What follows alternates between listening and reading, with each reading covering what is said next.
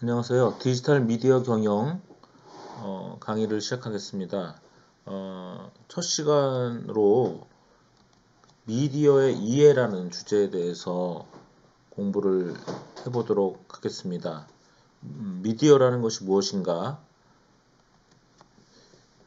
일단 미디어라는 단어로 먼저 공부를 한번 해보죠.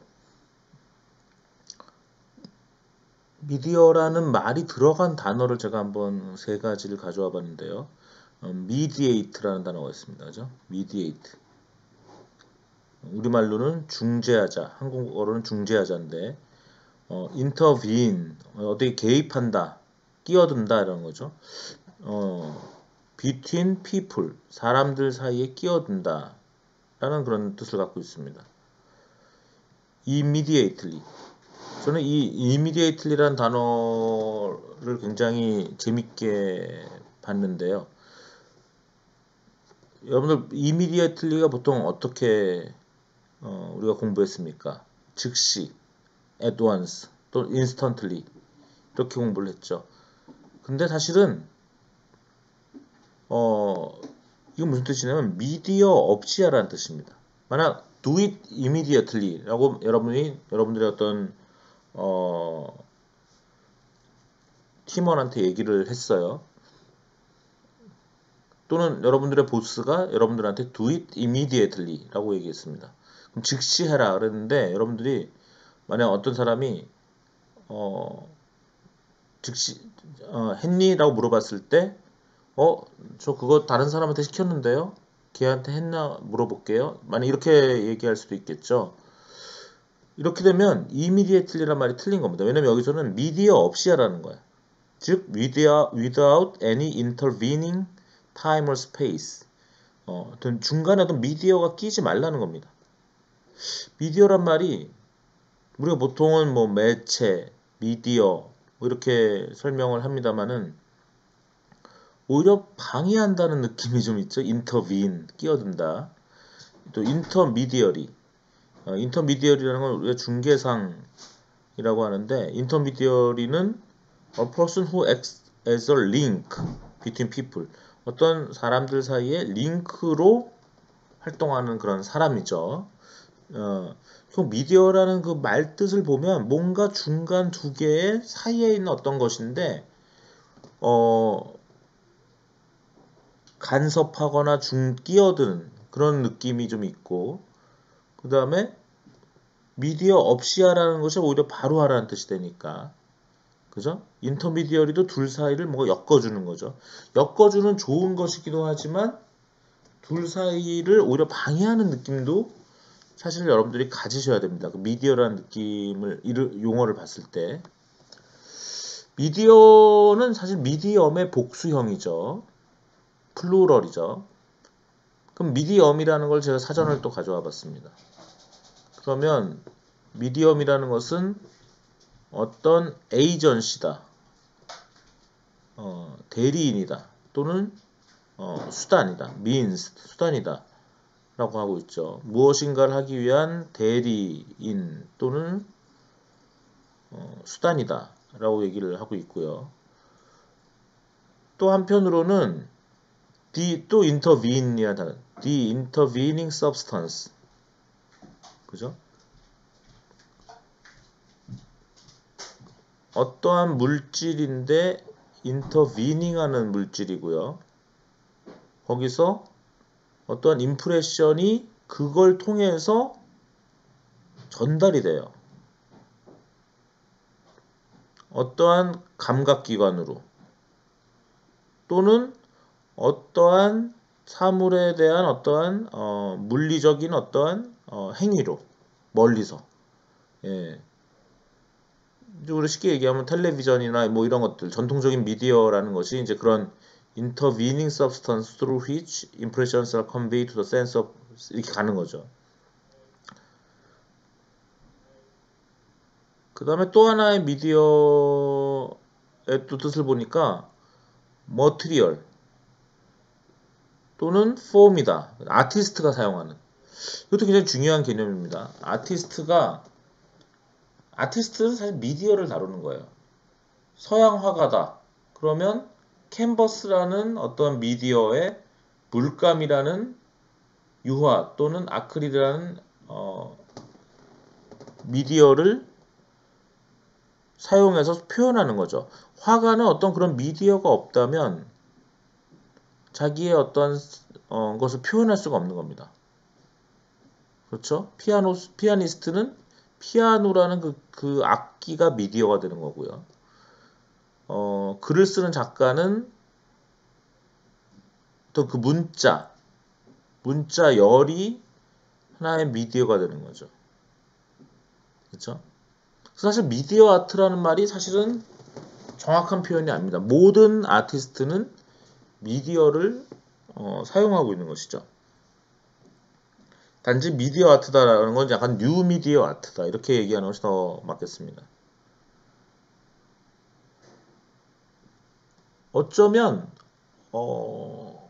성악가들 있죠.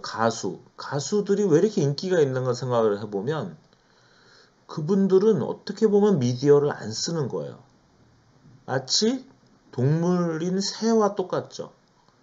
그냥 새가 쥐저기는 거와 똑같습니다. 새가 어떤 수컷이 암컷을 유혹하기 위해서 쥐저기는 거, 뭐 곰이, 원숭이, 침팬지가 소리를 내는 거 이런 거와 똑같이 상당히 본능적인 모습을 보여주는 거죠. 성악가나 가수들은요. 왜? 다른 미디어를 쓰지 않습니다. 사실은. 자기 몸 그 자체를 써서 전달하는 거죠. 그래서 어떻게 보면 노래를 하는 것이 가장 원초적인 그런 행위예요. 그러니까 미디어 없이 전달하는 거죠. 물론 거기에 담겨진 노래나 가사, 이런 것들은 하나의 또 미디어라고 얘기할 수도 있겠지만 적어도 이 3번 여기서 the material or form used by an artist라고 얘기하는 그 미디어는 아니라는 거죠. 4번은 뭐 죽은 사람과 산 사람 사이에 어떤 그 커뮤니케이션 하게 하는 사람도 미디엄이라고 부른다고 하네요. 어쨌든 이 비틴이란 말이 들어가는 거죠. 예, 지금 제가 이제 미디어라는 거를 이렇게 말로 좀 설명을 하려고 애를 써봤습니다. 그런데 결국 미디어는 대면을 하면은 다 소용없어요. 그러니까 대면이 아닌 활동은 다 미디어 활동이에요, 사실은.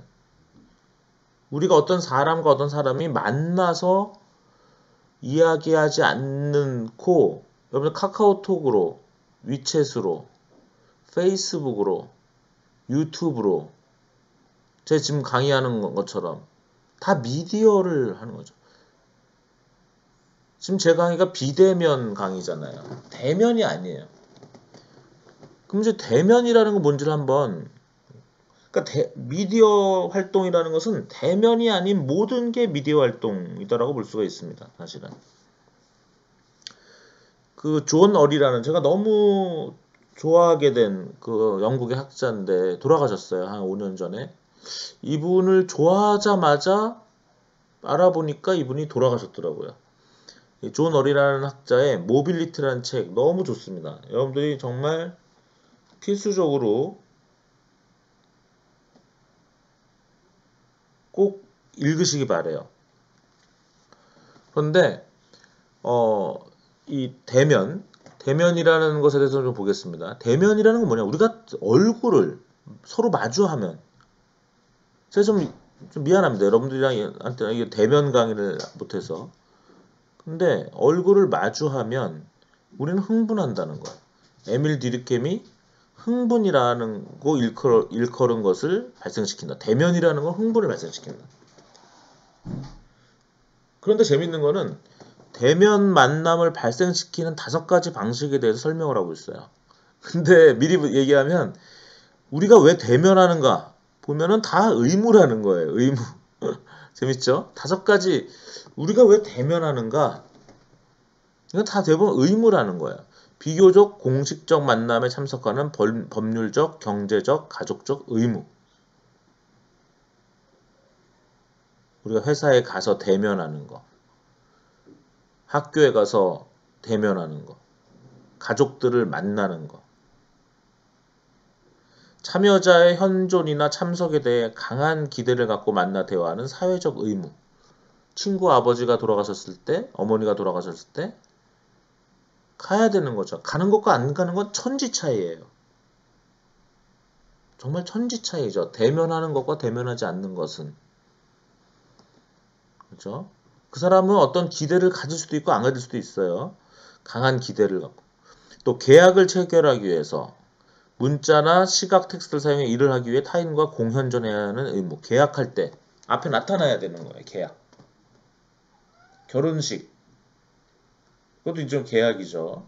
앞에 결혼식인데 한 사람이 안 나왔어. 그건 좀 의미가 없죠. 뭐 어쨌거나 거기에 나타나야 되는 거죠. 의무입니다. 또 이동과 접촉을 통해 장소를 직접 방문하고 경험해야 하는 의무. 그죠? 우리가 여행 가는 거. 여러분 브라질 가보셨어요? 저 못 가봤거든요. 브라질을 가본 사람과 안 가본 사람은 천지 차이예요. 브라질에 관련한 영화를 100개 보든 1000개 봐든 무슨 소용이 있어요. 브라질에 직접 가봐야 되는 거죠. 이동과 접촉을 통해서 장소를 직접 방문하고 경험해야 되는 거죠. 쿠바에 직접 가봐야 쿠바가 정말 살기 좋은지 아니면 정말 가난한지 알 수 있는 거죠. 또 특정한 시점과 장소에서 발생하는 실시간 이벤트를 경험해야 하는 의무. 다 의무라는 거예요. 근데 재밌는 거는 이 사회생활의 많은 부분과 여행에 대한 요구나 의무는 결국은 이 대면에서 나타나요. 대면 대화와 신체를 맞댄 대화가 하는 즐거움과 매력에서 발생합니다. 그 의무조차도 왜 의무냐? 너가 와야 내가 즐겁다는 거야. 그죠? 그 사람한테는 의무인데 어떤 사람은 그 사람을 대면하는 것이 너무나 즐겁다라는 거야. 친구들끼리 줌으로 만나서 뭐 맥주 마신다 그러는데 저는 안 해봤어요. 근데 글쎄요, 저는 허무해요. 예, 일단 만나야죠. 만나서 그래서 지금 제가 이제 물론 여러분들 생각이 다를 수가 있겠는데요. 결국 대면의 특징을 제가 말씀드렸고 대면이 아닌 건 다 미디어 행위라는 거예요. 재밌는 글이 있어요. 보세요. 콜리스라는 분의 글인데요. 존 오리의 모빌리티라는 책에 나오는 겁니다. 사교적 술자리, 계획이 없었던 즉석 만남은 순금처럼 소중할 수 있다. 번개로 만드는 거 얼마나 기뻐요. 이것은 당신이 절대 계량할 수 없는 것이다. 이것은 직관적, 직감적이고 운 좋은 뜻밖의 기쁨으로 신뢰를 유지하는 것이다. 여러분들 밤늦게 친구한테 전화가 오면 저는 웬만하면 나가요. 제 핸드폰은 무음이에요.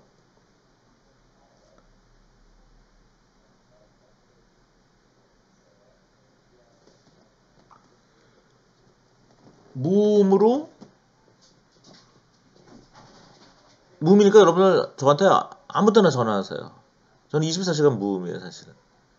예. 근데 만약 제가 잠을 안 자고 있었고 제가 만약 만날 수 있으면 저는 웬만하면 만나요. 예, 왜? 얼마나 이 콜리스라는 사람이 제가 하고 싶은 말을 그대로 썼어요.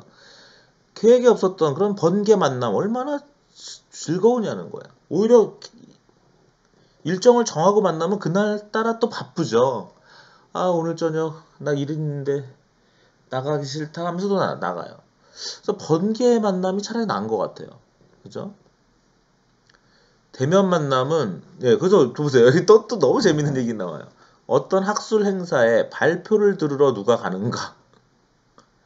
그것은 중요한 네트워킹이다. 즉 행사 이후 시간에 당신의 우두머리 또는 다른 동료들과 친해질 기회이다. 그렇죠. 외국 학회 가는 거 논문 발표 들으러 가기도 하지만 사람들을 사귀러 가는 거야. 그죠? 거기서 친해진 사람들 평생 친구 돼요. 예. 저도 한국에 있는 교수님들 중에 그 대만에 한번 학교 갔을 때 너무 재밌게 지냈어. 싱가포르에 학교 갔는데 너무 재밌게 지냈어. 미국에 갔는데 너무 재밌었어. 몬트리올에 갔는데 예, 컨퍼런스 그런 학회를 가는 거는 요즘 뭐 온라인 학회 한다고 하지만 발표하는 사람 외에는 많은 사람들 관심이 없죠. 예, 이 대면 만남이라는 건 정말 엄청난 가치를 갖고 있는 거예요. 코로나19 때문에 앞으로 대면 만남이 없어질 것이다. 그럴 리가요. 우리가 지금 안 만나는 이유는 단지 코로나가 걱정돼서 좀 덜 만나는 거죠. 야, 코로나 때문에 난 너 만나기 싫어. 아니면 오늘 만나지 말자 하는 사람은 저는 되게 실망스러워요. 그건 친구가 아니고 연인이 아니고 애인이 아니고 가족이 아닌 거죠. 저는 그렇게 생각해요. 물론 약간 자제할 수는 있어요. 하지만 그거는 목표가 전도된 거죠. 그죠? 어떻게 보면 내일 죽더라도 오늘 만나는 거죠. 어떻게 보면 제가 대면 만남을 너무 강조했는지 모르겠습니다만 예, 대면 만남은 전통적인 앞으로 이제 근데 약간 바뀔 수 있다는 거. 2003년에 벌써 데이비슨 앤 코프가 한 얘기인데요. 대면 만남은 전통적인 일방향적 정보 제시나 수동적인 청취와 관련된 건 더 적어지고 그 대신 네트워크를 형성하고 유지하고 사회적 친목 교류와 관련되는 것이 더 많아질 것이다. 그죠? 만나는 건 이제 정보가 아니라 그런 건 정보는 줌으로 하면 되는 거예요. 그죠? 우리가 친해지려면 어쨌거나 만나야 되는 거예요. 미래의 사업적 만남은 더욱더 참여적이고 정서적이 될 것이다. 네트워킹과 양방향 소통, 직접 해보는 체험, 이를 위해 모인 집단 등을 수반하게 될 것이다. 이것도 늘 제가 얘기하는 건데 푸트만이 일단 얘기했네요. 푸트만 제가 좀 잘못 쓴 것 같기도 해요. 예, 제가 한번 확인해 볼게요. 푸트만이 맞나?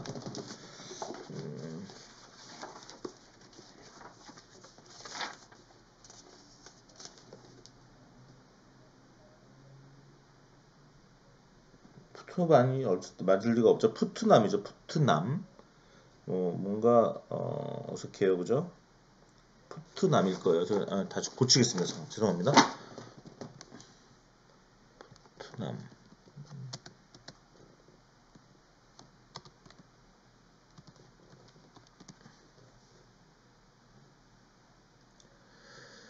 네. 그리고 오늘날 새로운 통신이 나타나면서 물리적 이동도 일반적 등등. 여러분 통신이 새로운 디지털 기술이 발달하면서 사람들이 안 움직인다? 그렇지 않아요. 더 많이 만나고 더 많이 이동합니다. 앞으로 인공지능이 많이 발전해서 자율주행차가 더 많이 나오면 더 많이 이동하겠죠. 이동은 늘어나는 거죠. 결국 이런 가상 연결은 더 많은 국지적 연결을 촉진할 수 있고 따라서 신체적 이동을 더 늘리게 되는 것이지 감소시키는 것은 아니다라는 것이에요. 예, 이 모빌리티라는 책 우리나라의 번역판이 두 종류로 나왔습니다만은 저는 상당히 이거는 결국 교통만 얘기하는 것 같아도 모빌리티 움직이는 거. 근데 미디어 얘기예요 또 이게. 예, 여기 보면 또 모틸리티 캐피탈이라는 말도 나오고요. 우리는 우리가 가고 싶은 곳은 어디든지 다 갈 수 있다고 말할 수 있다. 하지만 우리가 가고자 선택하는 곳, 우리가 함께 가고자 하는 사람, 우리가 갔다 온 곳, 우리가 다음에 갈 곳으로 예상되는 곳을 누군가 먼저 거기에 갔고 그래서 알고 있는 경우에만 그렇다. 그리고 간다, 우리가 어딜 간다는 의미에 대한 이 모빌리티라는 책은 그냥 늘 한번 꼭 읽어보세요. 보세요. 지금 제가 이 모빌리티라는 책을 가지고 오랫동안 얘기한 거는 우리 미디어 오늘은 미디어가 뭔지를 확실하게 아는 날인데요. 미디어라는 것은 지금 이제 단어로 설명을 했고 대면하는 활동이 아닌 것은 다 미디어라고 보면 돼요. 그죠? 예. 물론 이제 AR 이런 거는 또 대면하면서 미디어 현상이 일어나긴 해요. 어쨌든 일단 본질은 대면이라는 우리 인간 활동에 대면이라는 활동이 있는데 이 대면하지 않는 것이다. 왜 그래요? 대면하면은 여기에 인터비닝 하는 게 없는 거예요. 인터비닝. 여러분들 예술가랑 한번 만나보신 적 있어요? 저는 소설가 장정일 씨를 굉장히 좋아하고 제 인생의 꿈을 이뤘어요. 장정일 씨를 여러 번 만났습니다. 장정일 씨의 책과 그 소설과 시와 에세이와 희곡과 이런 걸 참 좋아했는데 이분을 직접 만났어요. 심지어는 경희대 근처에 사세요. 이분은 굉장히 많은 사람들을 만나지 않는 분입니다. 근데 제가 이분을 만났어요. 대단하죠? 저는 세상에 어떤 연예인을 만난 것만큼이나 행복해요. 왜? 장정일과 저는 장정일의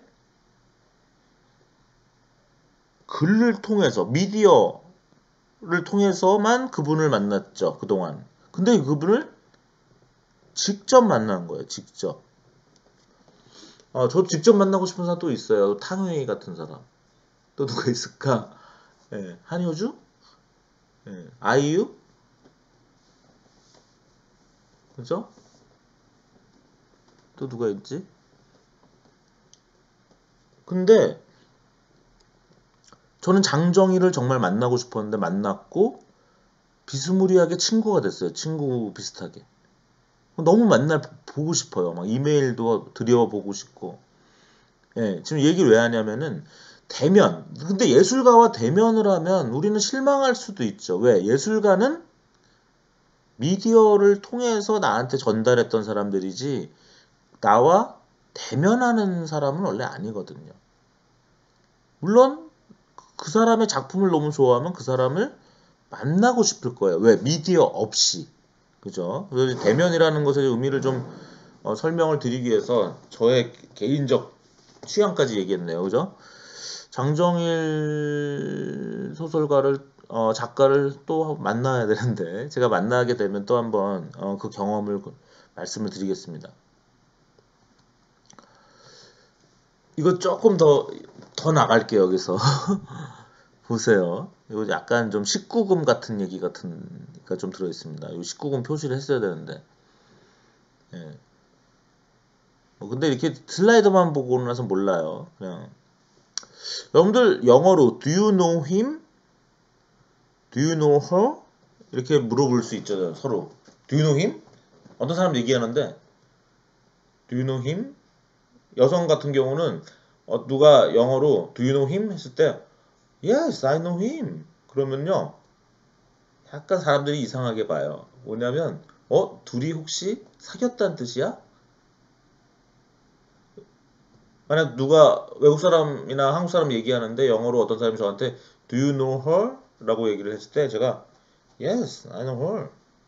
그러면 약간 저랑 그 여성이랑 사귀었다라는 느낌의 뉘앙스가 있어요. 이 know라는 단어가 그래요. 여러분 난리지라는 단어를 영어 사전에서 한번 찾아보자고요. 그냥 일반적으로 보면 이렇게 돼요. Facts, information and skills acquired by a person through experience. 중요한 건 experience예요. 난리지는요. 그냥 책으로 배운 게 난리지가 아니에요. experience로. 여기 보세요 또. 근데 난리지는 이런 팩트나 인포메이션이나 스킬을 배우는 것만이 난리지가 아니라 awareness or familiarity gained by experience or fact or situation이에요. 재밌죠? 그죠? 어떠한 사실과 시츄에이션의 경험에서 얻어지는 familiarity라는 거, 친밀함이라는 거 난리. 근데 이 정도면 이제 완곡한 얘기고요. 여러분들 메리엄 웹스터 사전에 난리질 한번 찾아보세요. 재밌는 거는 1번, 2번, 3번 설명이 뭐라고 나와요? 고어, archaic, 고어로 sexual intercourse라고 나와요. 성교라는 거야, 난리지가.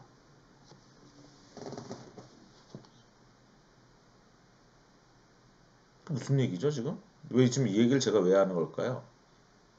참고로 얘기하는 건데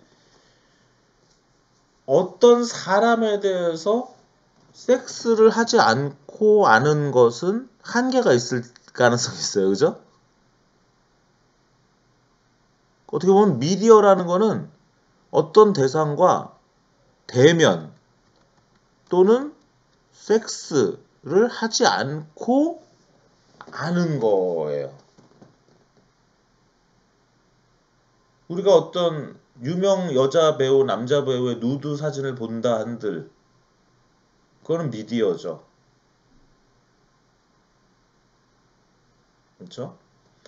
그러니까 우리가 안다라는 거는 경험한다라는 것이고 경험한다는 거는 사실은 미디어 없이 경험한다라고까지 우리가 생각할 수 있다는 거예요. 이 노라는 단어가 원래 그렇게 직접 경험한다라는 뜻이야. 너 그 남자를 직접 경험해 봤어? 너 그 여자를 직접 경험해 봤어? 예, 둘이 정말 알고 지내? 뭐 이런 건데 이 한국말로서 안다라는 것과 영어에서 no는 상당히 다른 느낌이에요. 중국 학생들은 어떤지 모르겠어요. 그 중국에서 지가 되나요? 지? 예, 그 안다라는 게 이런 영어의 no 또는 심지어는 이런 sexual intercourse까지 지칭할 정도의 말이 뜻이 되는지. 그 다음에 commerce라는 단어를 보세요.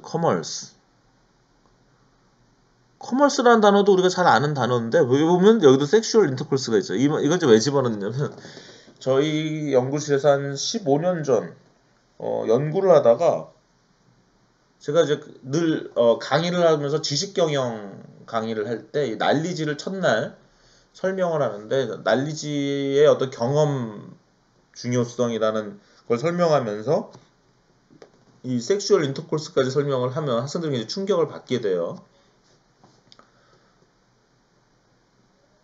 그런데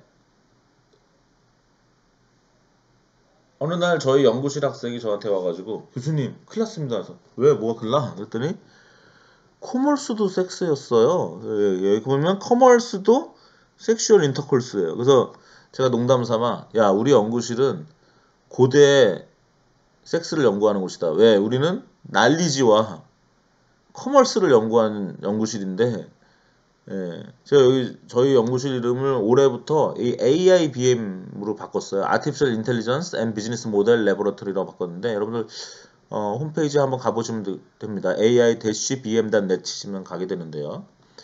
예, 당시는 2005년 당시는 그렇게 인공지능이 인기가 없던 때예요. 그래서 인공지능을 그렇게 많이 연구하지 않고 당시에는 이제 난리지 매니지먼트 강의를 제가 했어요. 인공지능 강의는 제가 경희대 와서 거의 15년 동안 못 하다가 한 3, 4년 전부터 시작했습니다. 인공지능이 붐이 다시 오면서. 근데 어쨌든 난리지 매니지먼트 또는 이커머스 이런 연구를 해왔는데 이 난리지라는 단어와 커머스라는 단어가 다 옛날에 이런 뜻이 있었다는 거예요. 이걸 다시 한번 여러분들 미디어를 공부할 때는 특히 미디어에 대해서 처음에 이해를 할 때는요. 지금 현대를 생각하면 안 돼요. 현재를. 과거를 생각해야 돼. 고대에 어땠을까? 옛날에 어땠을까? 여러분들 옛날에 원시시대 때 어떤 사람을 아는 방법은 뭐예요? 요즘은 우리가 소개팅하고 누구 만나면 어때요? 은근. 아, 이름이 뭐예요? 성이 무슨 씨예요? 조 씨예요? 박 씨예요? 이 씨예요? 이름이 뭐고? 또 은근? 집이 어디예요? 어디 살아요? 어느 대학교 나왔어요? 직업이 뭐예요? 어떤 사람에 대해서 우리가 자꾸 다른 거를 물어보죠. 근데 아주 원시시대로 한번 생각을 해보세요. 원시시대가 뭐예요? 사람의 직업이 있겠어요? 뭐 성이 있겠어요? 이름이 있겠어요? 결국 그 사람을 안다라는 거는 어쩌면 섹슈얼 인터콜스밖에 없는 거죠. 그렇게 한번 해석을 해보는 거예요. 여러분들 성경에 나오죠? 마리아가 임신을 했잖아요. 그죠? 예수님을 임신을 했는데 마리아가 남자를 알지 못하나라는 표현이 나오죠. 예, 거기서 남자를 알지 못하나라는 거는 성경에서도 역시 영어로 no예요. no. 근데 이거는 남자와 성적인 경험을 하지 않았으나라는 뜻인 거죠. 예. 그러니까 고대에서는 그 안다라는 걸로 약간 그 너희들이 개맛을 알아? 뭐 이런 얘기랑 비슷한 거죠. 너 경험을 해봤어? 예, 이런 의미가 된다라는 거죠. 근데 그 경험이라는 건 아까 얘기했지 미디어 없이다라는 거, 미디어 없이. 예. 그런 관점에서 여러분 미디어라는 것에 대한 개념을 확실하게 한번 드려보겠습니다. 이제 미디어를 정의를 해보죠. 멀더는 미디어를 그냥 간단하게 이렇게 정의했어요. Media are means of reaching others. 예. 그냥 다른 사람, 다른 것에 다가가는 수단이다. 그런데 이제 이것만 얘기하려고 하는 게 아니라 그 마셜 맥클런의 미디어의 정의를 한번 볼 필요가 있어요. 제일 여러분 미디어라는 것은 우리의 감각기관을 퍼블릭 도메인, 공적인 영역으로까지 확대하는 것이다. 또는 미디어라는 것은 우리 몸을 기술적으로 또는 인공적으로 확장하는 것이다. 갑자기 확장이라는 단어가 나와요. 오늘 강의의 핵심은 이제 미디어는 확장이다. 인간의 확장이다.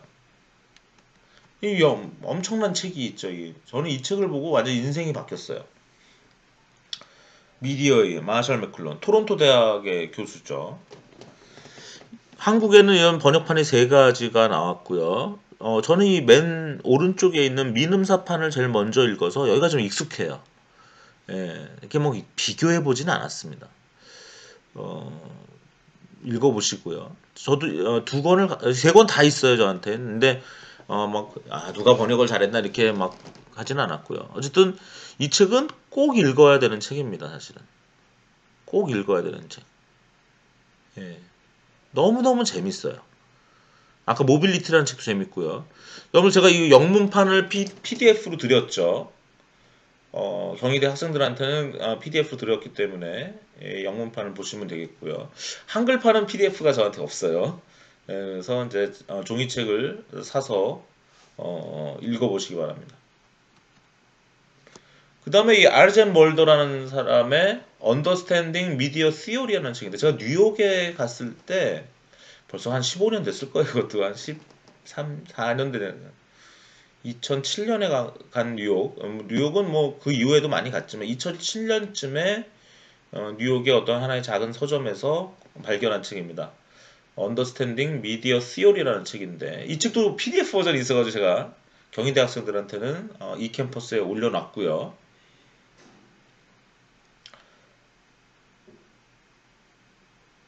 예술 분야에서는 미디어는 결국은 뭐다? 머티리얼 또는 테크닉이다. 아티스트가 어떠한 작품을 만들어내는데 사용하는 그런 정도로 정의했어요. 아까 오늘 말씀 많이 드렸죠. 예술가, 화가의 예를 들어서 설명을 드렸습니다. 그러면 이해가 되실 거고요. 그러면 인류 역사상 최초의 미디어는 뭘까요? 인류 역사상 최초의 미디어. 많은 분들은 여기서 이제 뭐 알타미라의 동굴벽화다 이렇게 말하는 분도 있어요. 근데 그 동굴벽화도 정말 대단하죠. 그 옛날에 어떻게 이렇게 멋진 그림을 동굴 안에다 그려 남겼을까? 이거 하나의 최초의 예술 작품이라고 볼 수 있을 것 같아요. 미디어라기보다는. 예, 제 강의를 좀 들으시는 분은 여기서 잠깐 스탑하시고 한번 생각해 보세요. 인류 역사에 있어서 첫 번째 미디어는 무엇이냐? 네, 정답을 이야기해 보겠습니다. 좀 더 생각해 보실 분은 스탑하시고 좀 더 생각해 보시고요. 네, 정답은 댄스입니다. 댄스. 춤이라는 거, 춤. 인류 최초의 미디어는 춤이다. 춤이라는 건 뭐예요? The movement of the body consciously performed so that they evoke an added meaning. 어떤 몸의 움직임인데 의식적으로 수행하는 거예요. 발작은 춤이 아니에요. 발작하는 사람 가끔 있겠죠. 뭐 막 간질에 걸렸거나 너무 아파서 발작해서 하는 몸의 움직임은 의식적으로 하는 것이 아니기 때문에 그건 춤이 아니죠. 춤이라는 건 몸의 움직임인데 의식적으로 하는 것이고 어떠한 미닝을 주는 거예요. 어떠한 의미를 불러일으키는 거죠. 그래서 이 춤에서는 이 미닝이라는 것은 굉장히 눈에 보이지 않는 그런 힘의 영향이고 작동하는데 사람들 바디에서 그 다음에 그러한 사람들 사이에서 작동한다라는 거예요. 재밌는 예가 뭐예요? 여러분들 디스코텍, 뭐 나이트클럽 춤추는 곳에 가끔 갈 텐데요. 왜 그 사람들은 이렇게 춤을 춰요? 거기서 자기를 표현하는 거죠. 의식적으로 움직이. 여러분들 춤추는 데 가보면 그 사람의 수준이 나오죠. 어떤 아저씨는 막 넥타이를 막 머리에 막 흉하게 두르고 춤을 추는가 하면 그냥 날라리는 아주 멋지게 또 춤을 춥니다.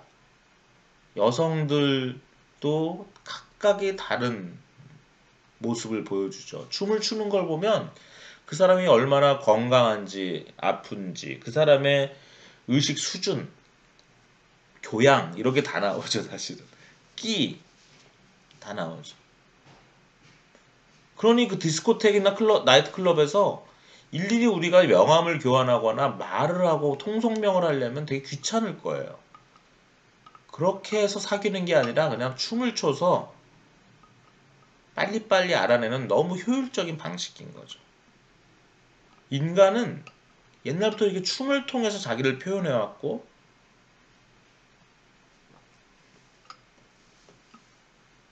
굉장히 효율적인 커뮤니케이션을 해온 것입니다. 이거 역시 미디어라는 거예요. 왜? 어떤 미닝이 들어가니까. 그냥 몸 그 자체. 제가 아까 좀 성적인 말을 해서 죄송하지만 저는 강의 시간에 성적인 말을 할 수 있다고 생각해요. 대학 강의에서는. 예, 그 필요하거든요. 설명하는데. 예, 보세요. 섹스와 댄스는 달라요. 섹스는 그야말로 그냥 몸과 몸의 그럼 미디어 활동이라기보다는 그냥 삶의 본질적 활동이죠. 우리가 어떤 음식을 먹는 거, 누구를 때리는 거, 섹스를 하는 거 이런 것들은 정말 미디어적 행위가 아니라 정말 그냥 삶 그 자체예요. 그죠?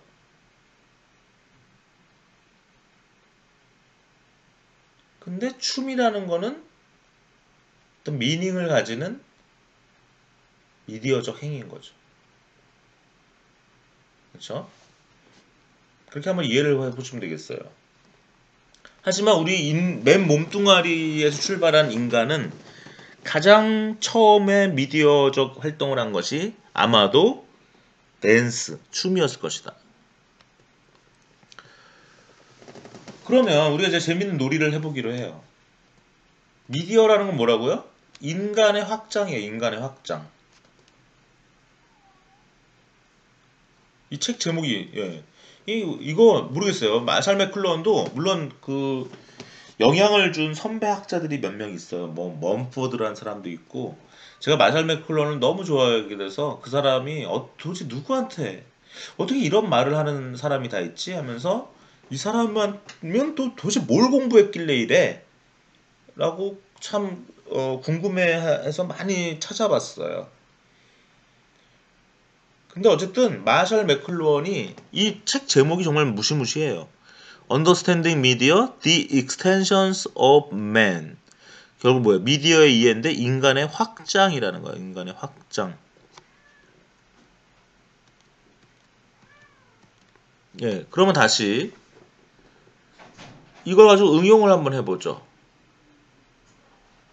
옷은 뭐의 확장일까요? 집은 무엇의 확장일까요? 도시는 무엇의 확장일까요?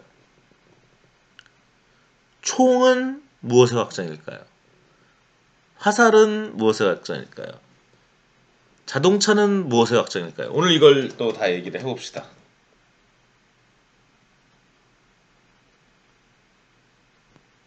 다 한번 생각해 보세요. 역시 또 여러분들 답을 맞춰보고 싶은 분은 잠깐 스탑 버튼을 누르고 옷, 집, 도시, 총, 화살, 자동차는 도대체 우리 인간의 무엇의 확장일까요?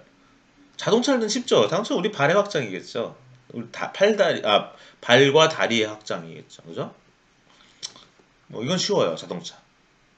옷은 뭐의 확장일까요? 옷은 피부의 확장이라는 거예요. 피부의 확장.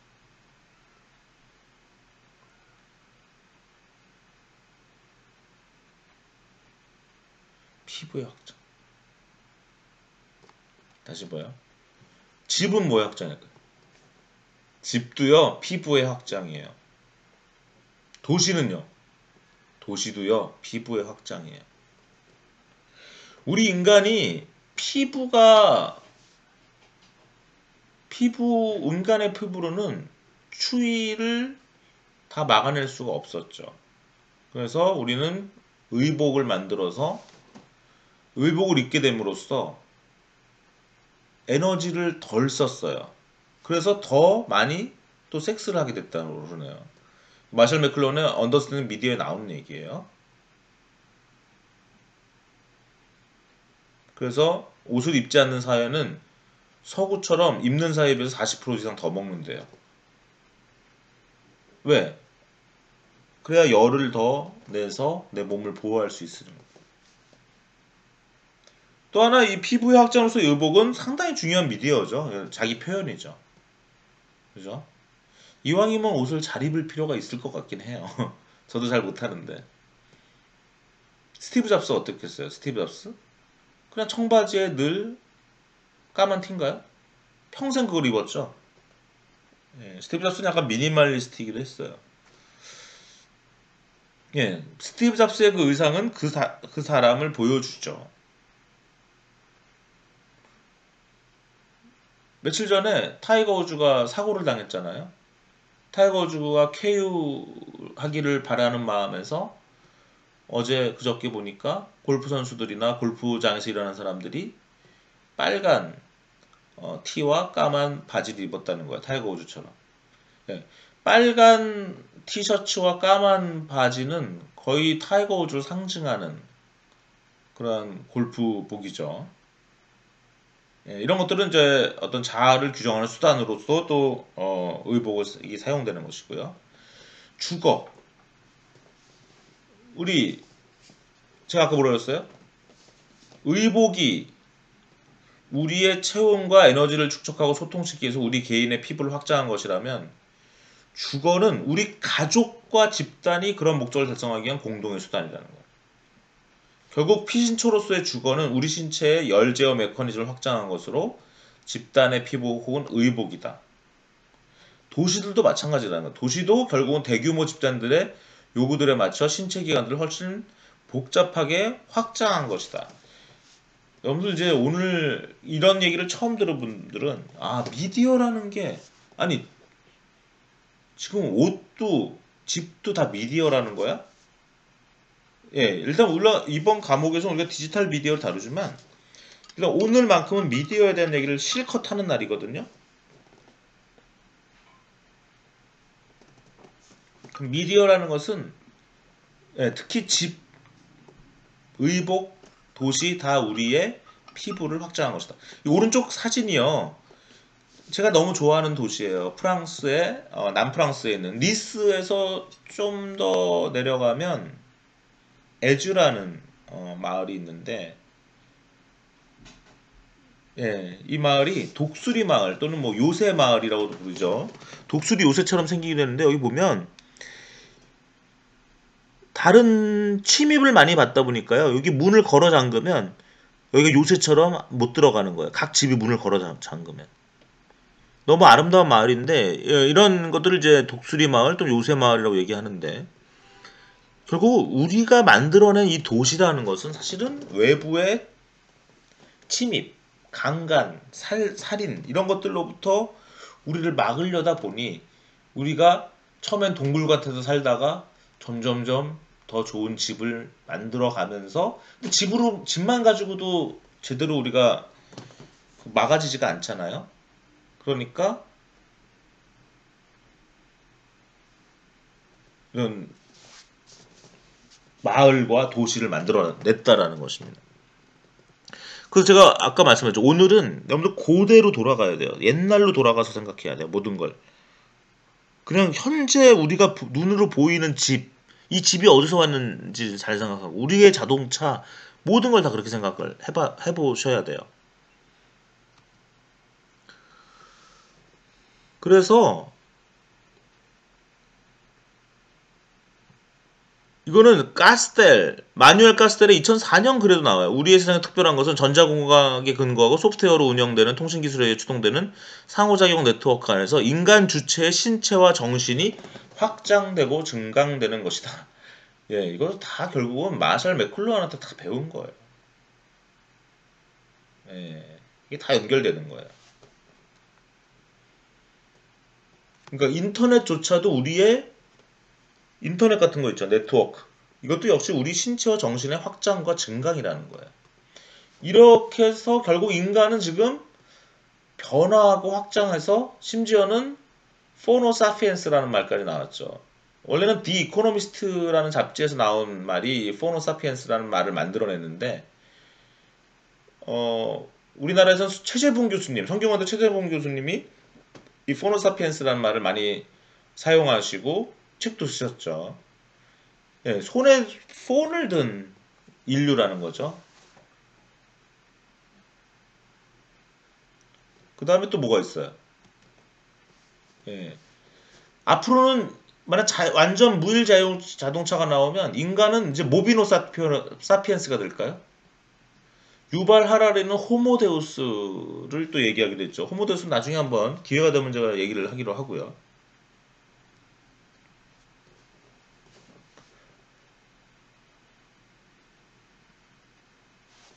포노 사피엔스는 뭐예요? 완전히 우리 인간이 휴대폰으로 확장되고 휴대폰을 가지고 다니고 휴대폰으로 죽고 못 사는 그런 것이 이제 포노 사피엔스라면 인간한테 만약 앞으로 완전 무인 자율자동차가 나오면 인간은 그냥 이 자동차를 데리고 살 거예요.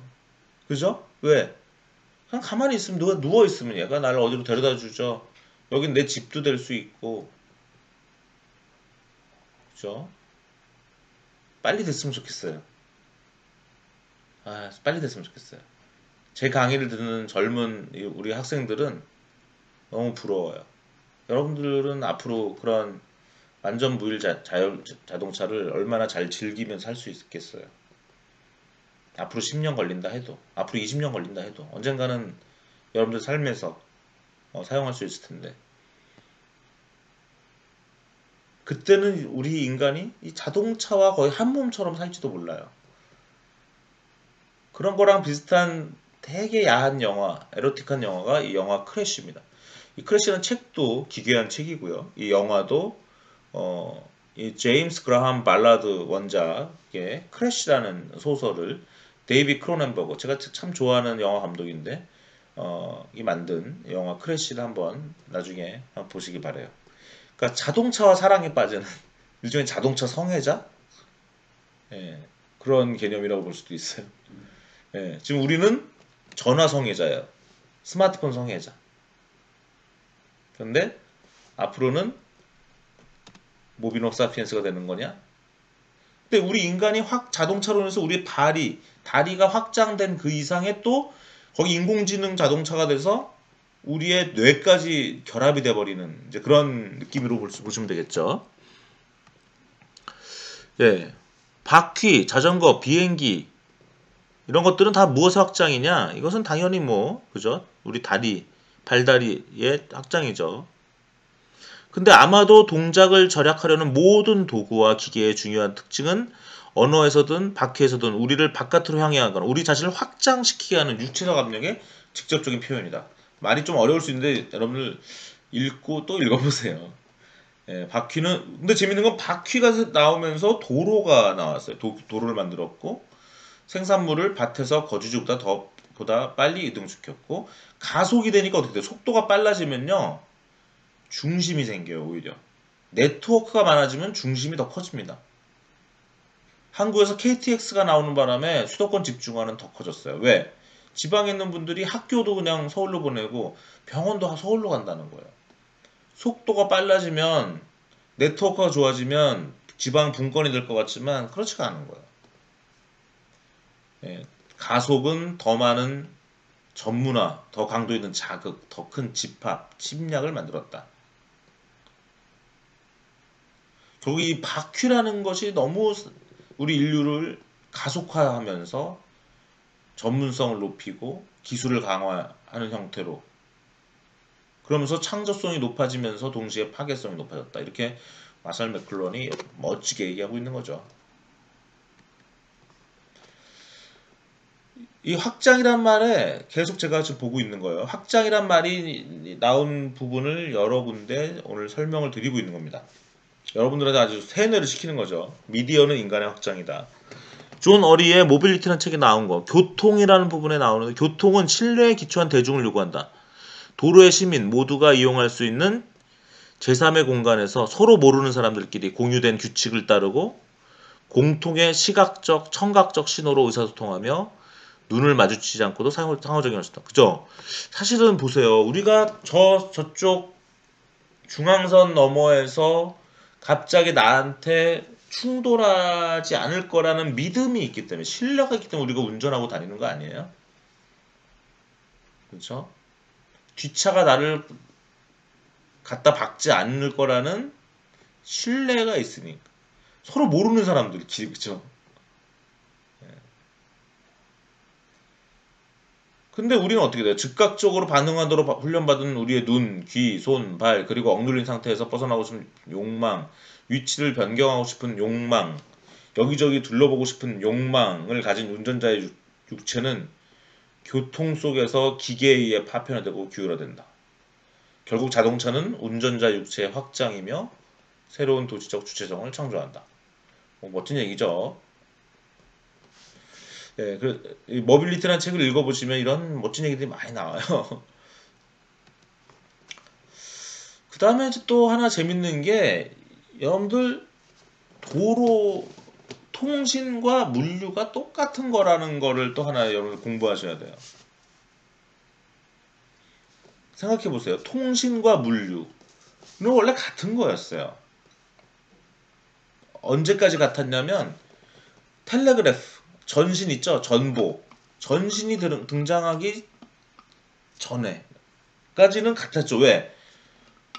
우리가 종이에다 뭘 써가지고 종이가 일단 가야 되잖아요. 종이가 가려면 어떻게 돼요? 그걸 말을 타고 가든 뭐 기차를 타고 가든 비행기 타고 가든 어쨌든 물류나 종이에 있는 정보나 똑같이 같은 속도로 간 거죠. 그런데 이제 전신 텔레그래프가 나오면서부터 달라졌다는 거예요. 메시지가 메신저보다 더 빨리 도착하게 된 것은 전신이 등장하고 나서부터예요. 그 전까지는 도로와 글은 밀접하게 붙어 있었어요. 전신이 등장하고 나서야 드디어 정보는 돌이나 파피루스와 같은 고체로부터 분리되었다라는 거예요. 그래서 커뮤니케이션이라는 용어는 옛날에는 물류란 뜻도 같이 있었다는 얘기예요. 저희 마샬 맥클론한테 배웠어요. 너무 멋지죠, 이것도. 예, 커뮤니케이션이란 용어는 전기 시대에 와서야 비로소 정보 이동이라는 의미로 전환됐다라는 거예요. 그 전에는 도로, 다리, 해상로, 강, 운하 등과 관련된 포괄적인 용법을 갖고 있었다라는 거예요. 그래서 우리가 커뮤니케이션을 잘 공부하려면 수송을 공부해야 된다는 거예요. 재밌죠? 메타포도 마찬가지라는 얘기예요. 메타포란 말도. 이건 나중에 또 Media is the message라는 말에 또 관련돼서 우리가 얘기할 수 있는데 예, 일단 오늘 여기까지 말씀을 드리고요. 문자의 의미도 마찬가지죠. 그러면 제 강의를 중국 학생들도 많이 듣고 있는데 중국이라는 나라에서 왜 이렇게 한자가 발전했을까 생각해 보면 또는 중국의 그 넓은 땅이 어떻게 이렇게 분열되지 않고 통일된 나라를 유지할 수 있을까 생각해 보면 한자가 있었다는 거예요. 결국 이 알파벳이나 이 한자라는 그 문자라는 것은 권력과 권위를 가지고 멀리서 떨어져서도 통제할 수 있었다라는 거예요. 여러분 몇 명 없으면 그냥 말로만 하면 돼요. 가족 몇 명 가족한테 맨날 문서로 여러분들 전달해요? 그렇지 않죠. 말로만 해도 돼요. 몇 명한테는. 근데 사람이 많아지고 규모가 커지면 말로 다 안 돼요. 왜? 서로 전달하다가 또 뭐 거짓말하는 사람 생기고 왜곡하는 사람 생기고 전달하다가 막 누락되고 변하고 그러죠.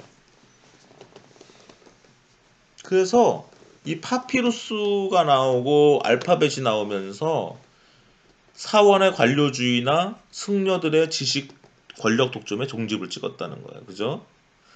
그죠? 종교개혁이 왜 일어났습니까? 구텐베르크의 인쇄술에 의해서 성경이 그동안은 다 수도원 안에 성직자들만 보고 있었다가 그것을 일반 대중이 보게 되면서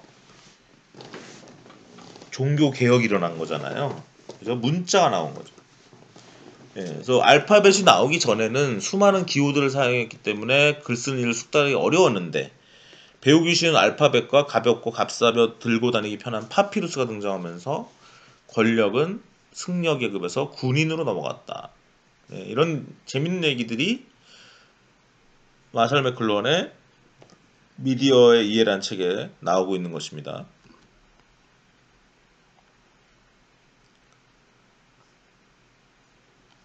그러면 결국은 인공지능 기술도 미디어라는 거예요. 처음에는 우리가 새로운 미디어가 나오면 사람들이 다 놀라요. 사진이 처음 나왔을 때 사진을 찍으면 영혼을 빼앗긴다고 생각을 했어요. 영화 곡성에 약간 그런 느낌이 있죠.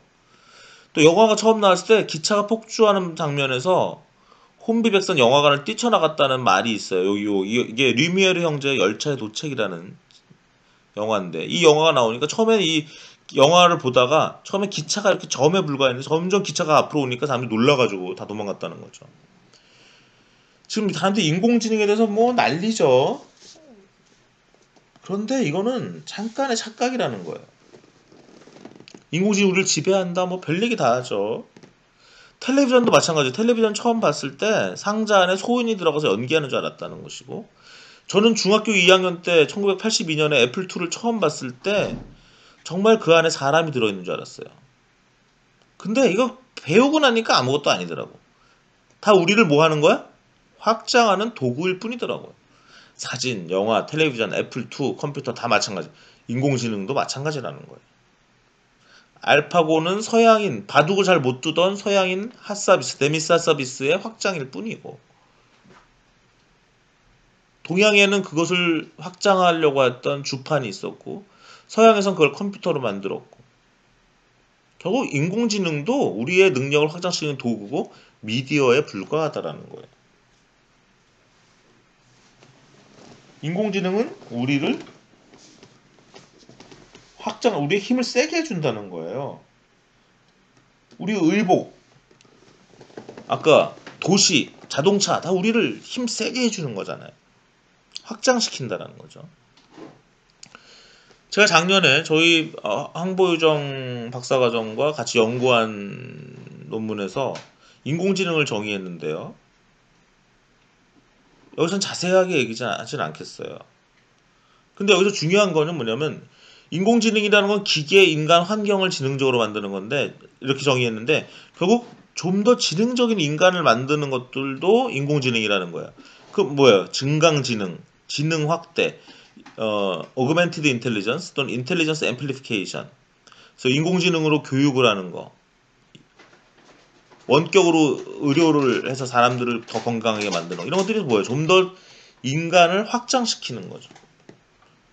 그러니까 인공지능조차도 미디어이고 인간을 확장시키는 거라는 거예요.